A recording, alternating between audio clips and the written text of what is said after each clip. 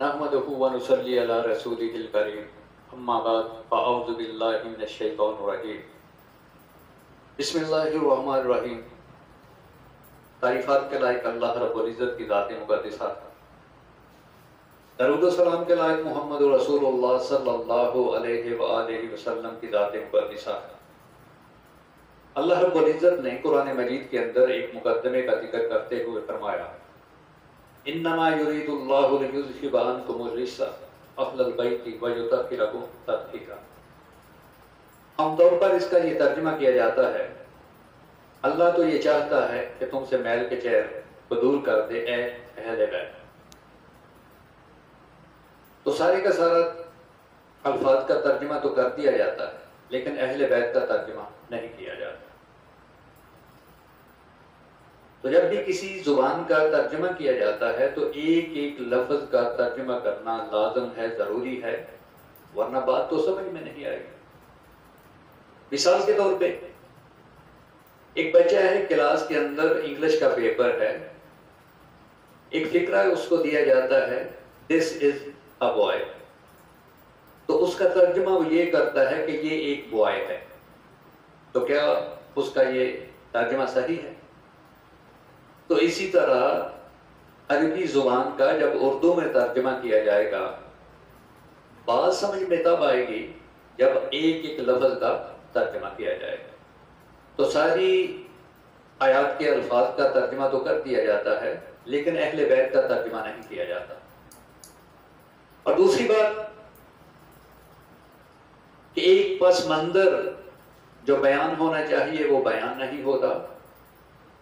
इम्तिहानात के अंदर एक फिक्रा आता है और उसके बाद लिखा होता है कि सियाको सवाक बयान किया जाए, इससे पहले जो मामला है उसको बयान किया जाए और इसके बाद जो बात है उसको बयान किया जाए, ताकि पूरी की पूरी बात समझ में आए। तो एक पहले से एक फिक्रा लिख देना और उससे अपनी मर्जी का मतलब निकालना, तो बात तो समझ में नहीं आएगी। तो आइए चलते हैं, अहले बैत का तर्जुमा क्या है उसको भी करते हैं, मिलके करते हैं, और इसका पस मंजर जो है उसको भी बयान करते हैं कि कब ये आयत मुबारका नाज़िल हुई।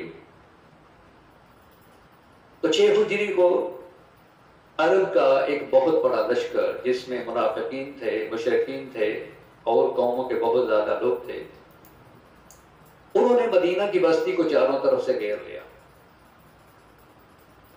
तो ये दुनिया की सबसे बड़ी फौज ने दुनिया की सबसे छोटी फौज को घेर लिया। मिसाल के तौर पर आप अंदाजा लगाएं कि किसी भी मुल्क को चारों तरफ से दुश्मन घेर लें, तो पूरी दुनिया के दुश्मन उसको घेर लें तो उसकी हालत क्या हो। तो यही हुआ कि मदीना की एक छोटी सी बस्ती को 6 हिजरी को पूरी के पूरे अरब, जिस अरब के आज बहुत ज्यादा ममालिक हैं, उन सब ने घेर लिया। तो उधर अल्लाह रब्बुल इज़्ज़त अपनी मंसूबा बंदी किए हुए था, उधर मुनाफिकीनों ने अपनी मंसूबा बंदी कर रखी थी। इधर पैगंबर अलैहिस्सलातु वस्सलाम अपने सहाबा रिज़वान अल्लाह अलैहिम अजमईन से मशवरा कर रहे हैं, उधर मुनाफिकीन अपनी चालों को चल रहे हैं। तो सुलेमान फारसी रज़ी अल्लाह तआला अन्हु की ज़ात ने मशवरा दिया कि अल्लाह के नबी अलैहिस्सलातु वस्सलाम, हमारे यहाँ इस तरह के हालात में खंदक खोदी जाती है ताकि दुश्मन को अंदर आने में दिक्कत हो, परेशानी हो। तो पैगंबर अलैहिस्सलातु वस्सलाम बहुत ज्यादा परेशान हैं, इतना खौफ है, इतनी दहशत है कि कलेजे मुंह को आ रहे हैं। इतने में मिक़दाद बिन असवद रज़ी अल्लाह तआला अन्हु की ज़ात आगे बढ़ती है और अब पैगंबर अलैहिस्सलातु वस्सलाम की कैफियत को बांध जाते हैं और फरमाया कि अल्लाह के नबी अलैहिस्सलातु वस्सलाम, हम हजरत मूसा अलैहिस्सलातु वस्सलाम की कौम की तरह आपका साथ नहीं देंगे कि आप जाने और आपका रब जाने, हम इंशाअल्लाह लड़ेंगे। तो दुनिया के जितने भी मुर्रखीन हैं, तारीख लिखने वाले हैं, चाहे उनमें यहूदी हैं, ईसाई हैं, मुसलमान हैं, सबका एक मुत्तफिका फैसला है कि दुनिया की सबसे छोटी जमात ने दुनिया की सबसे मजबूत, सबसे बड़ी जमात को शिकस्त दी। इसका जिक्र مودودی صاحب نے اپنی کتاب تفہیم الاسلام میں بھی کیا ہے، اور صفی الرحمان مبارک پوری صاحب نے اپنی کتاب الرحیق المختوم میں بھی اس کا ذکر کیا۔ تو اب ہوتا کیا ہے کہ کفار اور منافقین مشرکین اب سر جوڑ کر بیٹھ جاتے ہیں اور اس بات پر اکٹھا ہوتے ہیں کہ مسلمانوں کی جماعت کو طاقت کے ذریعے ہرانا اب بہت مشکل ہے۔ اب اس کے اندر ایسے ایسے جرری، ایسے ایسے جرنال، ایسے ایسے بہادر سپاہی آ چکے ہیں کہ طاقت کے بل بوتے پر، ہتھیاروں کے بل بوتے پر، تعداد کے بل بوتے پر ان کو ہرانا بہت مشکل ہے۔ شیطان ان کے ساتھ تھا، ان کو مشورہ دے رہا تھا، حکمت عملی کو انہوں نے بدلا اور کیا کیا کہ سوچا کہ اب ایسا نہیں ہو سکتا، اب اور طریقے سے چلنا پڑے گا، طاقت سے تو یہ ہم سے باری ہیں، انہوں نے پہلے سے ہی ہماری اتنی بڑی طاقت کو شکست دے دی۔ حکمت عملی کو بدلا، شیطان نے ان کو مشورہ دیا کہ ان کے جو ساتھی ہیں ان کے دلوں میں پیغمبر علیہ السلام کے بارے میں غلط باتیں جو ہیں ان میں ڈالی جائیں، تاکہ جو ان کے دلوں میں پیغمبر علیہ السلام کی محبت ہے وہ ان کے دلوں سے نکلے، ان کا ساتھ چھوٹے، یہ طاقت جو ہے یہ ٹوٹے، یہ ختم ہو۔ تب سے لے کر آج تک منافق، کافر، مشرک اسی جد و جہد میں ہیں۔ کبھی قرآن پاک کی بے حرمتی کی جاتی ہے تو کہیں پیغمبر علیہ السلام کی مقدس ذات پر یہ زبان درازی کرتے ہیں، لیکن ایک بات طے ہے کہ نہ 1400 سال پہلے، نہ آج، نہ قیامت تک پیغمبر علیہ السلام کی مقدس ذات سے ان کو کوئی نقص نہیں ملنے والا۔ سر پٹکتے رہیں، سر پیٹتے رہیں، زور لگاتے رہیں، کچھ بھی کرتے رہیں، کس طرح کی دشمنی یہ کرنا چاہیں یہ کر سکتے ہیں، لیکن پیغمبر علیہ السلام کی مقدس ذات میں ایک نقطے کے برابر بھی نقص یہ ظاہر نہیں کر سکتے۔ اب انہوں نے کیا کیا؟ حکمت عملی کو بدلا اور انہوں نے کہا کہ نبی علیہ السلام کی جو خانگی گھریلو زندگی ہے اس کو نشانہ بنایا جائے۔ تو یہ فیصلہ ہوتا ہے تو منافقین نے امہات المومنین کے گھروں کے چکر لگانا شروع کر دے۔ آپ کی چال ڈال، آپ کا پہننا، آپ کا اٹھنا، آپ کا بیٹھنا، آپ کا بات کرنا، آپ کا ملنا جلنا کس طرح کا ہے، وہاں سے یہ باتیں لیتے اور آ کر اپنی گندی زبان لوگوں کے اندر اس کا استعمال کرتے۔ تو اتنے میں ہوتا کیا ہے کہ ان کو موقع ملتا ہے اما عائشہ صدیقہ کائنات رضی اللہ تعالیٰ عنہ کی مقدس ذات پر ایک بہت بڑا بہتان ان لوگوں نے لگایا۔ تو یہ بہتان، یہ ہنگامہ، یہ حملہ اتنا بڑا تھا، منافق تو تھے ہی منافق، مشرک تو تھے ہی مشرک، پہلے ہی دشمن تھے، یہودی دشمن تھے، مسلمان بھی اس حملہ کے اندر، اس داؤ کے اندر آ جاتے۔ تو یہ اتنا بڑا حملہ تھا کہ خود اللہ رب العزت کو اس کی گواہی دینا پڑی۔ پیغمبر علیہ السلام بہت پریشان ہیں، 40 دن تک وحی کا نزول نہیں ہوا۔ احادیث میں آتا ہے کہ اما عائشہ صدیقہ کائنات رضی اللہ تعالیٰ عنہ کی مقدس ذات اتنا روتی تھی، اس طرح روتی تھی لگتا تھا کہ دل جو ہے وہ سینہ پھٹ کر دل باہر آ جائے۔ تو پیغمبر علیہ السلام بھی پریشان ہیں۔ تو اللہ رب العزت نے گواہی دی اور اللہ رب العزت نے فرمایا وَلَوْلَا إِذْ سَمِعْتُمُوهُ، کیا لوگوں جب تم نے یہ سنا، قُلْتُمْ مَا يَكُونُ لَنَا، تم نے یہ کیوں نہ کہا؟ تمہیں نہیں پتا پیغمبر علیہ السلام کی ذات کا، تمہیں ان کی رفت کا نہیں پتا، ان کی بلندیوں کا نہیں پتا، ان کے مقام کو نہیں پتا۔ تمام انبیاء کے سردار ہیں، افسر ہیں، اللہ ہیں، سب سے بالا ہیں، تمہیں نہیں پتا کہ اتنی بڑی مقدس ذات کی بیوی کا مقام کیا ہوگا؟ ان نتکلم بہذا، یہ بات جو تم بیان کر رہے ہو یہ تو پیغمبر علیہ السلام کی اور ان کی بیوی کے شایان شان ہے ہی نہیں، یہ تو ہو ہی نہیں سکتا، ایسا ہو ہی نہیں سکتا کہ اللہ رب العزت کی مقدس ذات اپنے پیارے پیغمبر سب سے اعلیٰ شان والے کی بیوی کے بارے میں اس طرح کے الفاظ سنیں یا ان کی بیوی کے اندر نعوذ باللہ اس طرح کا نقص ہو؟ پیغمبر علیہ الصلوۃ والسلام کی شان کو سامنے رکھتے ہوئے، مقام کو سامنے رکھتے ہوئے تمہیں تو یہ کہنا چاہیے تھا سبحانک ھذا بہتان عظیم، یہ بہت بڑا جھوٹ ہے، بہت بڑا بہتان ہے، کہنا یہ چاہیے تھا، تم ان کی باتوں میں آ گئے۔ کس طرح کے ذہن رکھتے ہو؟ تو اللہ رب العزت نے ایک قانون بنا دیا، ایک ضابطہ بنا دیا پیغمبر علیہ الصلوۃ والسلام کی بیویوں کے بارے میں کہ جب بھی اپنی زبان کو کھولنے لگو، اپنی سوچ کو سوچنے لگو، تو پیغمبر علیہ الصلوۃ والسلام کی ذات کو سامنے رکھنا۔ یہ مقدس ذات سب سے اعلیٰ ہے، سب سے عرفہ ہے، سب سے مقدس ہے، سب سے مقدم ہے، اس سے بڑی کوئی ذات نہیں۔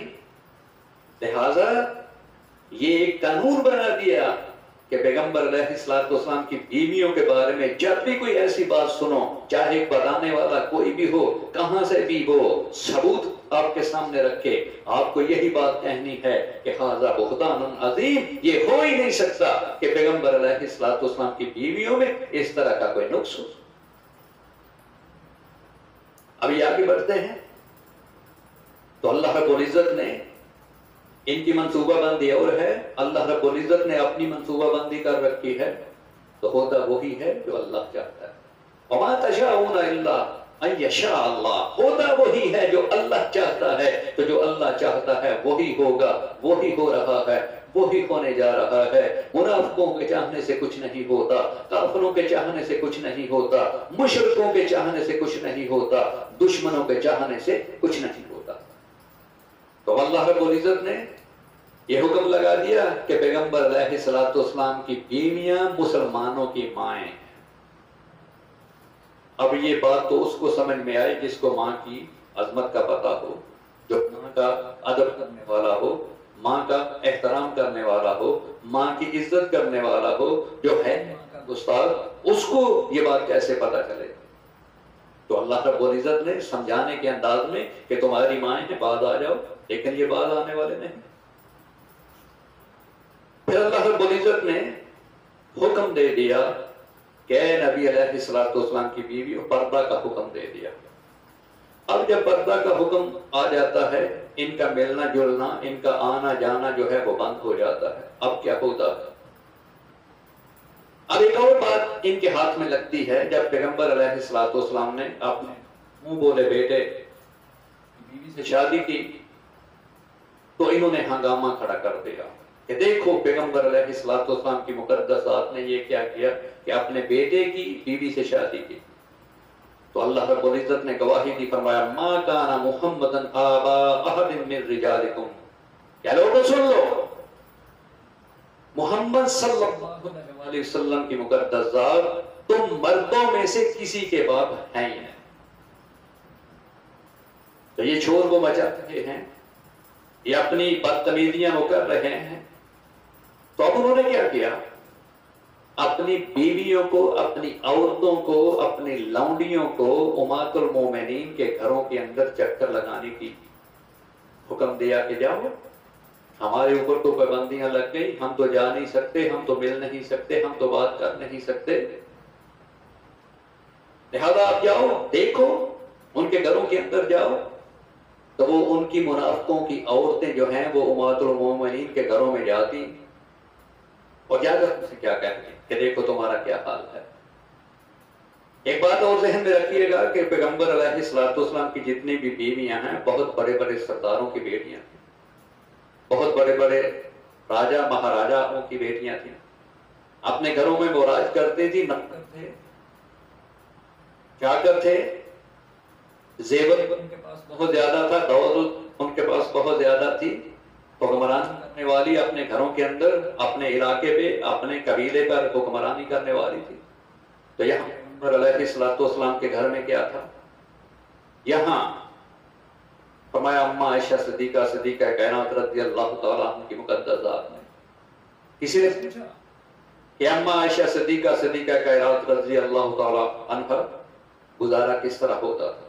فرمایا 3 ماہ ہمارے گھر میں چولہا نہیں جلتا تھا۔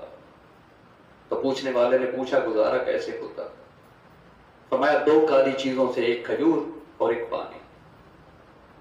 تو وہ جب آئیں انہوں نے کہا کہ دیکھو تم اپنے گھروں میں راج کرتی تھی، نوکر تمہارے پیچھے تھے، زیور تمہارے پاس تھا، دولت تھی، تمہارا حکم چلتا تھا، یہاں نبی علیہ الصلوۃ والسلام کے پاس آ کر تمہیں کیا ملا؟ یہاں تو بھوک ہے، پہننے کو صحیح کپڑا نہیں، زیور تمہارے پاس نہیں۔ تو یوں بار بار کی تکرار سے انسان ہونے کے ناطے پیغمبر علیہ الصلوۃ والسلام کی بیویوں نے نبی علیہ الصلوۃ والسلام کی مقدس ذات سے گھریلو خرچے کا مطالبہ کر دیا۔ دنیا کی طرف تھوڑی سی انسانی فطرت ہے، کوئی بھی انسان ہو اس کے دل میں آتا ہے کپڑے اس کے اچھے ہوں، زیور ہو اس کے پاس، سواری اس کی ہو، مکان اس کا اچھا ہو، اس میں برائی کیا؟ لیکن پیغمبر علیہ الصلوۃ والسلام کو اتنی بات بھی ناگوار گزری، تو نبی علیہ الصلوۃ والسلام نے یہ سوچا کہ میں تو دنیا کو، لوگوں کو آخرت کی طرف مائل کرتا ہوں، تو میرے گھر کے اندر دنیا کی تھوڑی سی بھی طلب ہے۔ تو اسی بات کو سامنے رکھتے ہوئے تھوڑی سی ناراضگی کا اظہار کیا اور اپنی بیویوں سے کہا کہ 1 ماہ تک میں اب تم سے بات نہیں کروں گا۔ تو پیغمبر علیہ الصلوۃ والسلام نے مسجد نبوی کے ایک چبوترا میں اپنی رہائش کا انتظام کیا۔ ادھر منافقین مشرکین کو، یہودیوں کو پھر سے یہ بات ملی اور انہوں نے شور مچانا شروع کر دیا کہ نعوذ باللہ پیغمبر علیہ الصلوۃ والسلام کی مقدس ذات نے اپنی بیویوں کو طلاق دے دی۔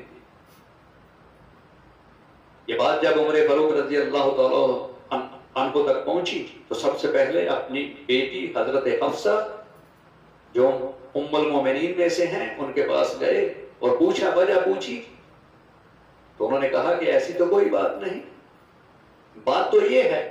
تو وہ ملنے کے لیے پیغمبر علیہ الصلوۃ والسلام کے پاس گئے، لیکن حضرت بلال رضی اللہ تعالیٰ عنہ کی ذات کو پہرے پر کھڑا کیا تھا کہ کوئی بھی میرے پاس نہ آئے، اگر کوئی آئے تو مجھ سے ملنے مت دینا۔ تو عمر فاروق رضی اللہ تعالیٰ عنہ بار بار جا رہے ہیں، تو بار بار جانے کے بعد اجازت یہ ملتی ہے کہ عمر فاروق رضی اللہ تعالیٰ عنہ کو میرے پاس بھیجا جائے۔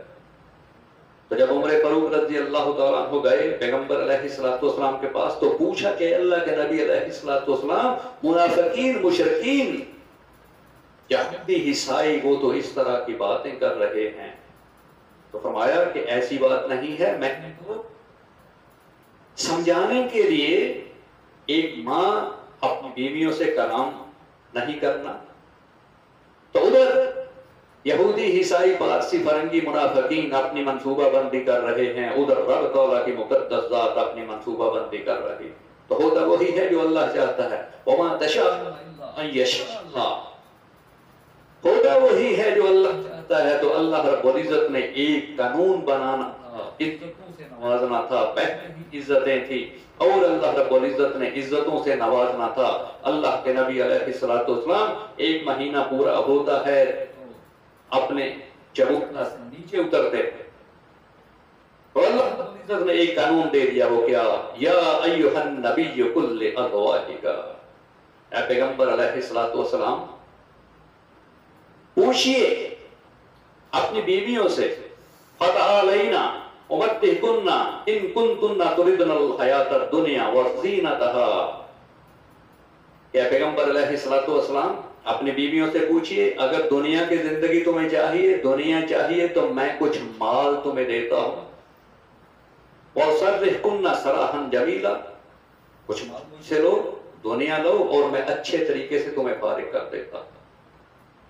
اور دوسری، وَإِن كُنتُنَّ تُرِدْنَ اللَّهَ وَرَسُولَهُ وَالدَّارَ الْآخِرَةَ لِلْمُحْسَنَاتِ مِنْكُنَّ أَجْرًا عَظِيمًا، اور اگر تمہیں اللہ اور اس کے رسول صلی اللہ علیہ وآلہ وسلم کا ساتھ چاہیے، آخرت کا ساتھ چاہیے، تو وہ ایک اچھا ٹھکانہ۔ تو سب سے پہلے پیغمبر علیہ الصلوۃ والسلام نے عائشہ صدیقہ کائنات رضی اللہ تعالیٰ عنہ سے پوچھا کہ کیا رائے ہے؟ اللہ رب العزت کا یہ حکم ہے، اللہ رب العزت نے یہ حکم دیا ہے۔ اور دوسری بات جو اللہ رب العزت نے فرمایا کہ اے نبی علیہ الصلوۃ والسلام، ایک تو یہ پوچھیے اور دوسری بات یہ پوچھیے وَإِن كُنتُنَّ تُرِدْنَ اللَّهَ وَرَسُولَهُ وَالدَّارَ الْآخِرَةَ، کہ اگر تمہیں اللہ رب العزت کا ساتھ چاہیے اور پیغمبر علیہ الصلوۃ والسلام کا ساتھ چاہیے اور آخرت چاہیے، فَإِنَّ اللَّهَ أَعْطَى لِلْمُحْصَنَاتِ مِنْكُنَّ أَجْرًا عَظِيمًا۔ تو یہ نیکی کے لحاظ سے ان کے لیے بہت بڑا مقام ہے اور اللہ رب العزت نے ان کے لیے اجر تیار کر رکھا ہے۔ تو سب سے پہلے ام عائشہ صدیقہ کائنات رضی اللہ تعالیٰ عنہ سے پوچھا گیا کہ اللہ رب العزت کا یہ حکم ہے، دنیا چاہیے، اللہ اور اس کے رسول صلی اللہ علیہ وآلہ وسلم کا ساتھ چاہیے، آخرت چاہیے یا دنیا چاہیے، اور جاؤ اپنے باپ سے مشورہ کر کے مجھے بتاؤ۔ تو فرمایا ام عائشہ صدیقہ کائنات رضی اللہ تعالیٰ عنہ کی مقدس ذات نے کہ مجھے کسی سے پوچھنے کی ضرورت ہی نہیں ہے، مجھے اللہ کا رسول صلی اللہ علیہ وآلہ وسلم، رب تعالیٰ اور آخرت کا ساتھ چاہیے، مجھے دنیا تو چاہیے ہی۔ اسی طرح ساری بیویوں کے پاس گئے تو ساری کی ساری بیویوں نے یہی جواب دیا کہ اللہ اور اس کے رسول صلی اللہ علیہ وآلہ وسلم کا ساتھ چاہیے، دنیا نہیں چاہیے، آخرت چاہیے، اجر عظیم چاہیے۔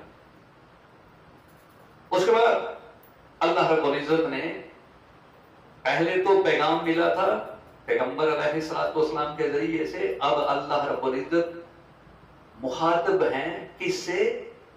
یا نساء النبی من یأت منکن بفاحشۃ، اے نبی کی بیویوں، اگر تم برائی کرو گی تو تمہیں دگنا عذاب دیا جائے گا، اگر نیکی کرو گی تو تمہیں دگنا اجر دیا جائے گا۔ اس کے بعد اللہ رب العزت نے فرمایا یا نساء النبی لستن کأحد من النساء، اے نبی علیہ السلام کی بیویوں، تم اور عورتوں کی طرح نہیں ہو، تمہارا مقام اور ہے، ان کا مقام اور ہے، وہ کتنے بھی بلند ہو جائیں، نبی علیہ السلام کے مقام کی طرح ان کا مقام نہیں ہو سکتا، اور تمہارے مقام کی طرح ان کا مقام نہیں ہو سکتا۔ اِنِ اتَّقَیْتُنَّ فَلَا تَخْضَعْنَ بِالْقَوْلِ، اب یہ وہ بات جو وہاں پر اللہ رب العزت نے بیان کی ہے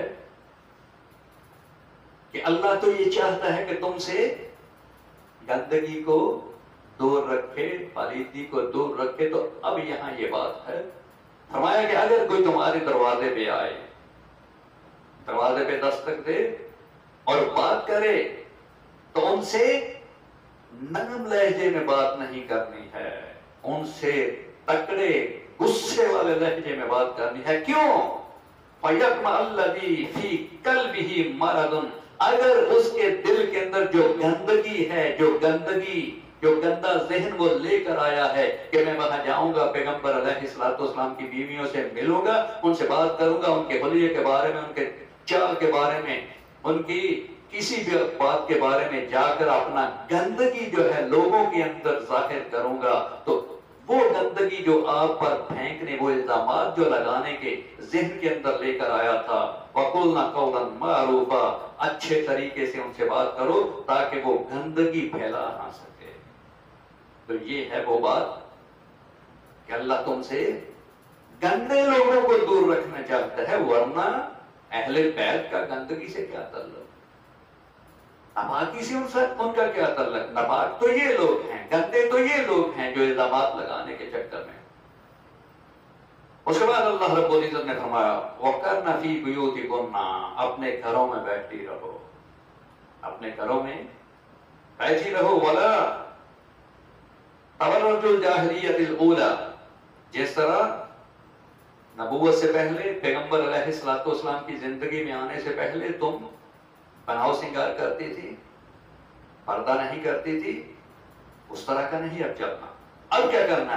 وَأَقِمْنَا الصَّلَاةَ وَآتَيْنَا الزَّكَاةَ وَأَطِيعْنَا اللَّهَ وَرَسُولَهُ، اللہ اور نمازیں پڑھنی ہے، زکوٰۃ ادا کرنی ہے، اللہ اور اس کے رسول صلی اللہ علیہ وآلہ وسلم کی فرمانبرداری کرنی ہے۔